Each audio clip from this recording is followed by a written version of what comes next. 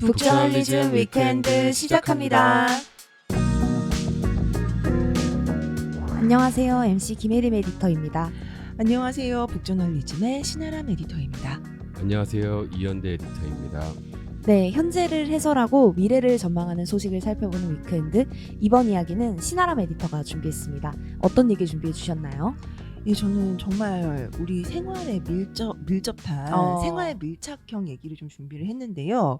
우리 혜림 MC 네. 출퇴근할 때 요즘에 네네. 뭐 타고 어떻게 출근해요? 저는 지하철 타고 와가지고 그래요? 이제 네. 서울역에서 걸어옵니다. 서울역에서 걸어와요? 네. 이제 산책도 좀 하고 이제 바깥 공기도 좀 맡고 네네네. 네, 그렇게 다니고 있어요. 그렇군요. 네. 아니 사실 저희가 지금 회원역으로 그 네, 사무실을 맞아요. 이사를 왔잖아요. 네네. 그래서 저는 지하철 타더라도 네. 4호선 회원역에서 내리지 않을까 그런 아. 생각을 했는데 여전히 서울역을 네, 고수하고 네. 계시는군요. 저는 전통 이제 보수주의자여가지고. 예.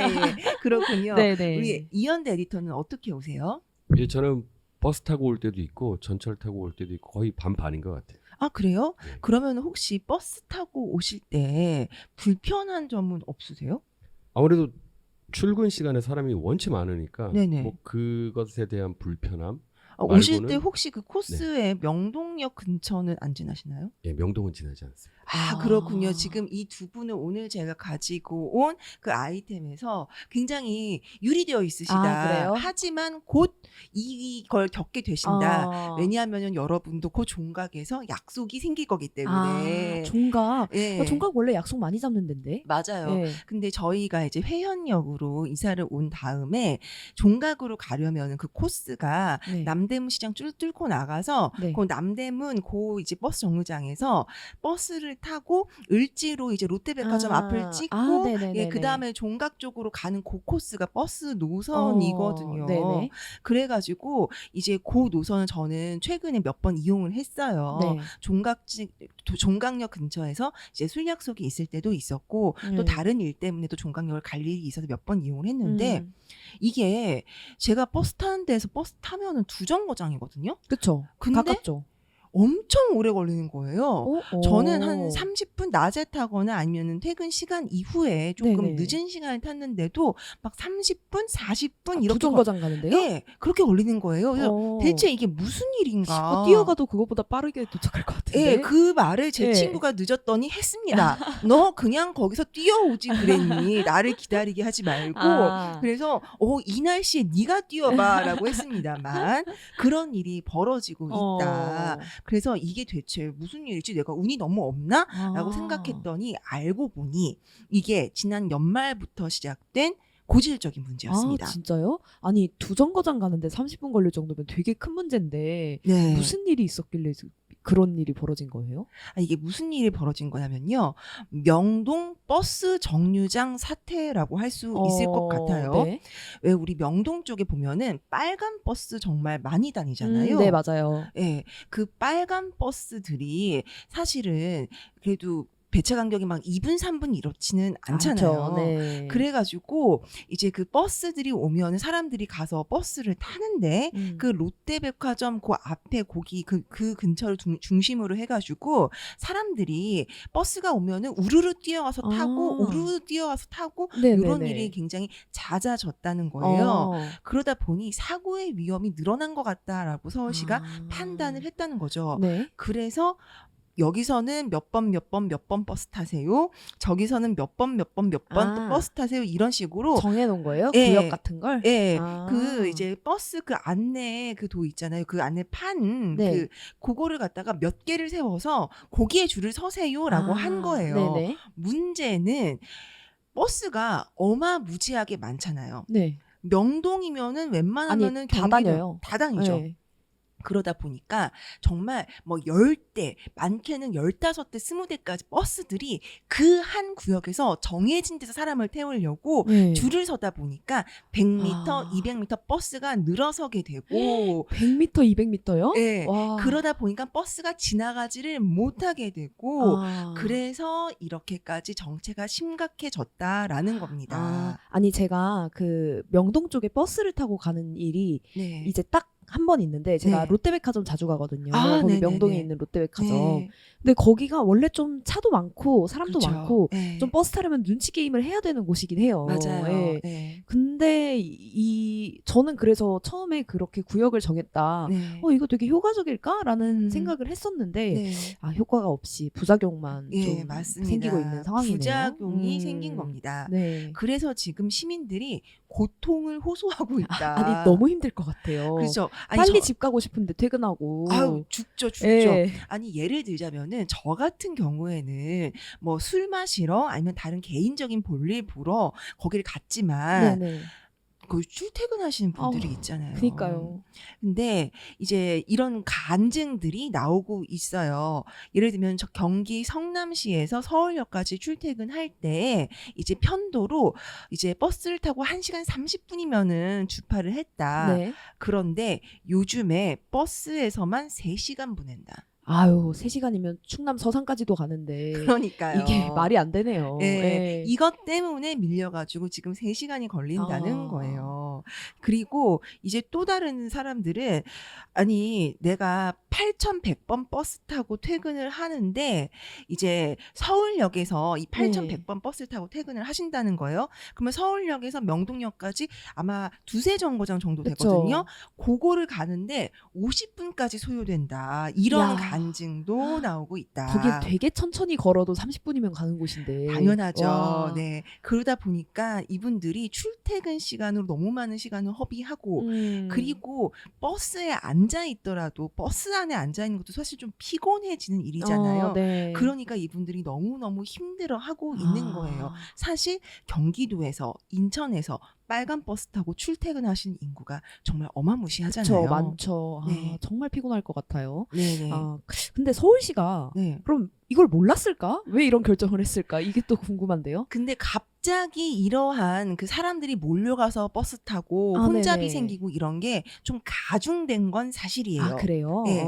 이유를 살펴보면은 경기도가 그 광역버스 입석을 금지했잖아요. 네. 서서 타면 안 된다. 네네네. 그게 사실은 이게 고속도로도 막 달리게 되어 있고 중간에 코스가 그쵸. 좀 위험하긴 하죠. 예, 많이 예. 위험하죠. 장거리를 워낙에 달리다 보니까 음. 사실 제가 예전에 파주 쪽에서 아르바이트를 할 때 파주 출판단지에서 제가 합정까지 빨간 버스에 끼어서 서서 오는 생활을 한 몇 달 해봤거든요. 네네. 근데 막히면 막힌 대로 서서 오는 길이 너무나 괴롭고 또 시원하게 빵빵 뚫려 있으면은 그건 그것대로 또 서서 오는 게 굉장히 위험해요. 그쵸. 무섭죠. 앉으면은 고속도로 통과할 때는 안전벨트 매라고 방송이 나오는데 나는 서 있다? 이건 그러네요. 뭐지? 예, 그렇게 돼버리거든요. 네네. 그래서 경기도가 광역버스에서 입석을 전면 금지를 했습니다. 그러고 나니까 갑자기 버스 운행 대수가 막 늘어난 거예요.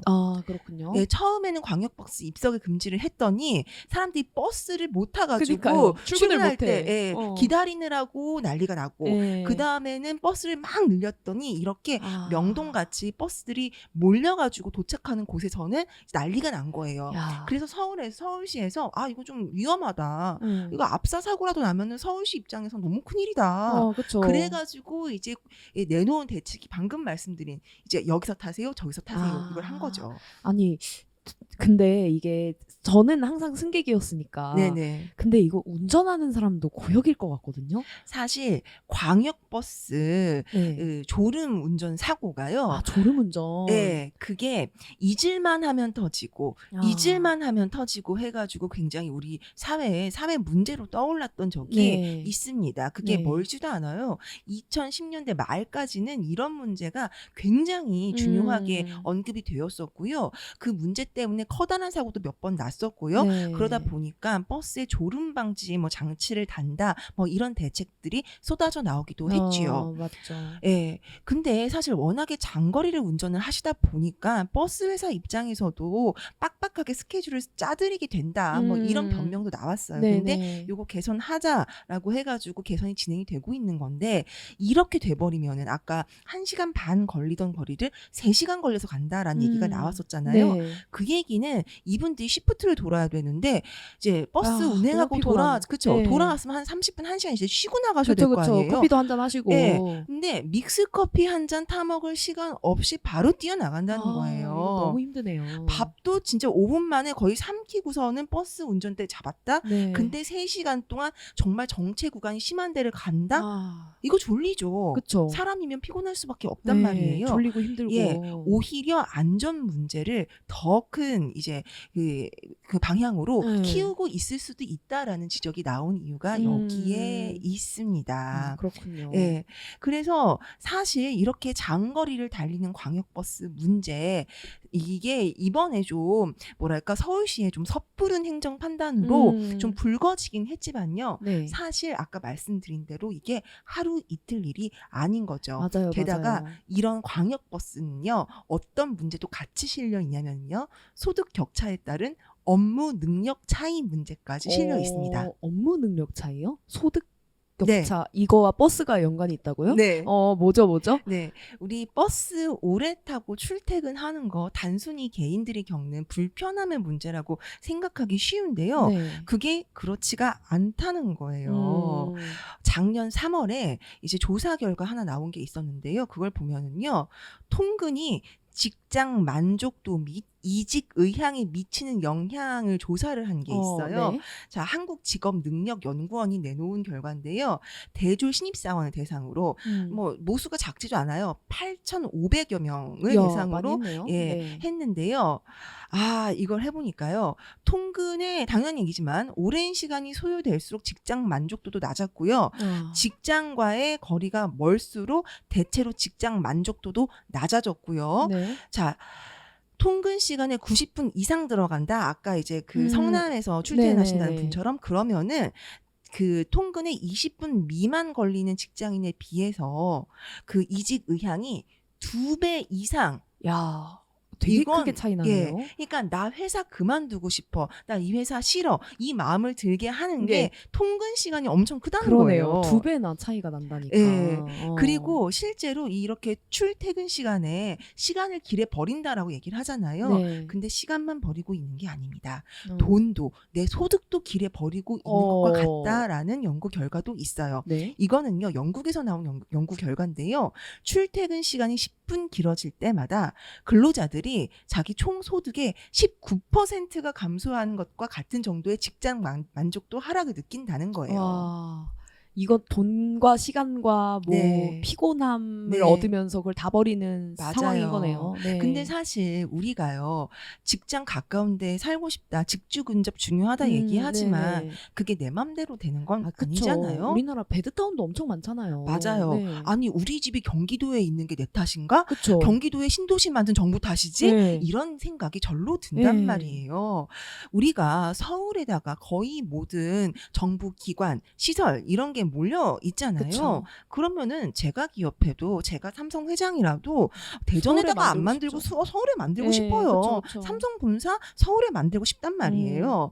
왜냐하면 정부하고 같이 일해야 될 거, 하다못해 뭐 법원 갈 일도 그쵸. 있으면은, 아니 서초 법원에 가야지 그러면은. 그쵸, 그쵸. 예, 그러려면은 그런 모든 걸 다 생각했을 때 서울에 본사 세우고 싶죠. 그쵸. 그러다 보니까 서울 도심을 중심으로 집값이 뛰어오를 수밖에 없는 것이고, 그 많은 사람들이 서울에 다 살 수도 없는 것이고, 그러다 보니 소득이 낮으면 낮을수록 외곽으로, 경기도로, 더 외곽으로 야. 밀려난다는 거죠. 그 문제 해결하겠다고 신도시 만든 거잖아요. 네. 그리고 그 신도시와 서울을 이어주는 게 우리가 생각하는 그 빨간 버스, 그쵸. M버스잖아요.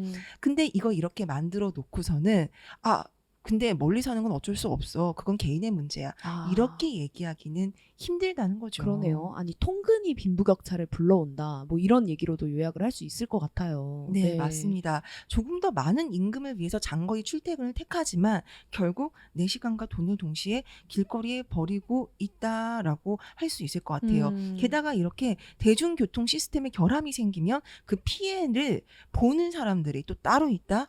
이것도 문제예요. 모든 세상 만사가 그렇더라고요. 근데 네. 맞아요. 그건 맞아요. 예. 이번에 또 누굴까? 네, 누굴까요? 이번엔 누굴까? 네, 이런 문제 생기면은 청년과 여성이. 아, 청년과 여성. 네. 아니 근데 청년 이거는- 여성으로서 굉장히 안타깝네요. 네. 아, 그렇네요. 저는 이제 청년은 아니게 됐지만 대중교통을 이용한 여성으로서 어. 굉장히 안타깝다 이런 생각이 드네요. 네. 자, 이것도 조사 결과가 있습니다. 보면은요, 전체 지출에서 개인 교통과 대중교통 비용이 이제 차지하는 비율을 연령별로 또 이게 비교를 해봤어요. 네. 그랬더니 대중교통 지출 비중이 가장 큰 연령대는요, 네. 35살 미만의 청년층이었다. 아. 그러니까 전체 그 예, 버는 예. 돈이 있을 거 아니에요. 그쵸, 그쵸. 그 번 돈에서 돈을 쓸 거 아니에요. 네. 먹는 데도 쓰고 문화생활하는 예, 데도 예. 쓰고 할 텐데 그 대중교통 교통비로 나가는 돈의 비중이 가장 큰 세대는 청년 세대였다. 너무 공감 100배 네. 이제 엄지척 하고 싶네요. 네. 그리고 남성보다는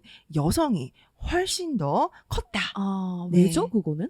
굉장히 흥미로운 사례가 이제 스웨덴에 있는데요. 네. 요거는 우리가 서울시도 좀 참고해보면 어, 좋겠다는 뭐죠, 생각이 뭐죠? 드는데요. 왜 우리 눈이 엄청 많이 와서 쌓였다고 생각을 해봐요. 예, 예. 스웨덴 눈이 또 종 오겠어요. 아, 그쵸. 많이 아주 오겠죠. 엄청 예. 쌓이겠죠. 그러면 보통 우리가 큰 도로부터 눈을 치우잖아요. 그쵸. 그래야지 길이 뚫려가지고 사람들이 출근도 잘 하시고 가니까. 네, 어. 그럴 거 아니에요. 근데 이제 2010년대에 스웨덴의 작은 도시인 칼스코가에서 이제 그 분석을 해봤더니 그 예상과는 다르게 네. 눈이 내린 다음에 도로에서 사고가 났다? 그러면은 자동차 사고보다는 보행자와 오토바이 사고가 어, 3배 어. 높았다는 거예요. 어, 그리고 맞아요. 피해자 대부분은 여성이었고요. 아. 이게 왜 그런지 살펴봤더니 여성은 남성보다 도보나 자전거나 대중교통을 이용하는 비율이 높았다는 거죠. 아. 그러니까 걸어서 버스 정류장까지 가서 출근하는 비율이 높고 예.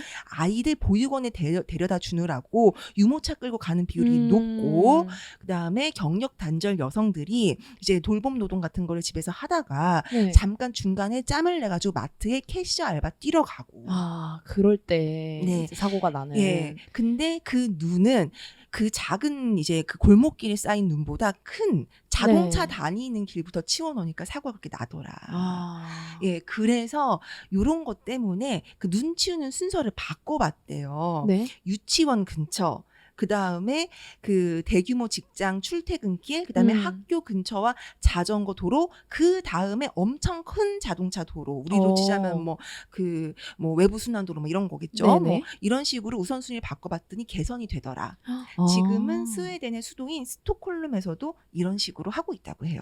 아니, 되게 좀 우리도 도입하면 좋겠네요. 네. 정말 생각해보니까 사실 걸어다니는 사람들이 더 위험한데 네. 이게 치우는 거는 좀 큰 도로부터 치운다. 이게 되게 당연했던 네, 생각이었는데 맞아요. 이런 식으로 또 했군요. 네, 사실 이렇게 대중교통에 그 뭐라고 해야 될까요? 사람들의 기회 요소, 더 이제 청년들의 기회 요소, 여성 청년들의 기회 요소 이런 것들이 다 숨겨져 있는 거잖아요. 네. 그리고 이제 아이들을 보육원에 데려다주고 그 다음에 알바를 뛰러 가는 엄마들의 기회 요소 네. 이런 것도 숨겨져 있는 거고요. 아, 그러네요. 이런 걸 좀 생각을 해보면요, 서울시의 이번 조치가 조금 아쉽다. 아쉽죠. 네네. 그냥 경기도에서 출퇴근하는 사람들의 편의보다 서울시가 챙겨야 될 안전사고 문제를 너무 먼저 생각하다 보니까 안전사고 문제도 중요하지만 네. 그런 이런 계산을 좀 제대로 못한 게 아닌가 싶어요. 곧 기후 동행 카드 좀 혜림 아, MC하고 네. 제가 정말 지갑을 들고 기다리고 너무 있는데 기다리고 있는 이 기후 동행 카드도 출시가 될 텐데요.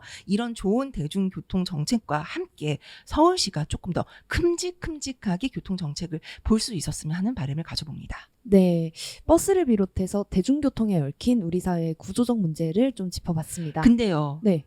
이 구조적 문제 짚는 거 마무리하면서요. 네. 저희가 이 회원역을 중심으로 해가지고 네네. 명동까지 가는 얘기를 했잖아요. 맞아요. 우리가 또 회원 얘기를 오늘 했네요. 네, 안 할 수 없는 얘기가 숨겨져 있다. 네네. 이 구간에 롯데백화점만 있느냐, 아, 아니죠. 남대문만 있느냐, 그게 아니잖아요. 네. 이현대 에디터, 회원역에는 뭐가 있죠?